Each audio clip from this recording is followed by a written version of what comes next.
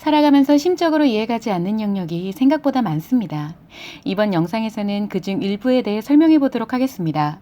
마음과 성마음은 남자의 작용과 여자의 작용으로 구분됩니다. 남자의 마음작용과 여자의 마음작용, 그리고 그에 따른 심리작용에 있어서 성마음은 어떤 식으로 작용할까요? 여자의 마음과 심리작용은 상처를 기본으로 하기 때문에 여성들이 표현하는 것은 거의 대부분 상처 공유입니다.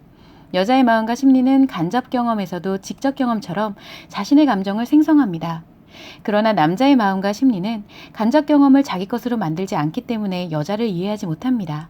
남자는 오직 직접적인 경험만이 자기 것이 되는데 그마저도 자신에게 필요한 것만 자신의 것이 됩니다. 그런데 성마음과 성심리에서는 남자와 여자가 정반대로 작용합니다. 남자는 성정보를 받아들일 때 영상이나 그림, 글, 기타 여러 정보를 간접적으로 경험하게 되면 단 한 번 보고 들은 것도 모두 자신의 것이 됩니다. 물론 직접 경험한 것은 말할 것도 없이 자신의 것입니다. 이것은 남자에게 성상처와 성감정이 작용하기 때문입니다. 그래서 많이 보고 많이 들을수록 경험이 많아진다고 할 수 있습니다.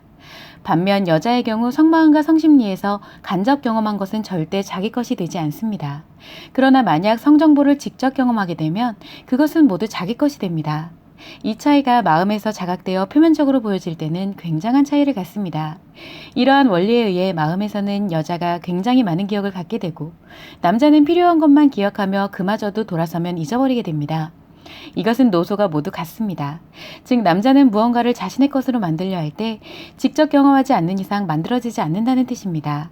가령 심리에 관련된 것을 공부한다고 하면 상대적으로 여자들은 습득이 잘 됩니다. 반면 남자의 경우 공부하는 순간은 이해를 할지언정 돌아서면 잊어버리게 됩니다. 그렇기 때문에 한국심리교육원에서 남자들이 심리장애 치료를 위해 마음교육을 공부할 때는 굉장히 힘들어합니다. 그 부분을 돕고자 과제를 작성할 때는 사례 중심으로 하라고 합니다. 사례는 경험이기 때문입니다.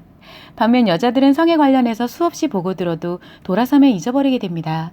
그렇기 때문에 남자들이 여자에게 수없이 성정보를 전달해도 여자들은 직접 경험해보지 않는 이상 남아있지 않습니다.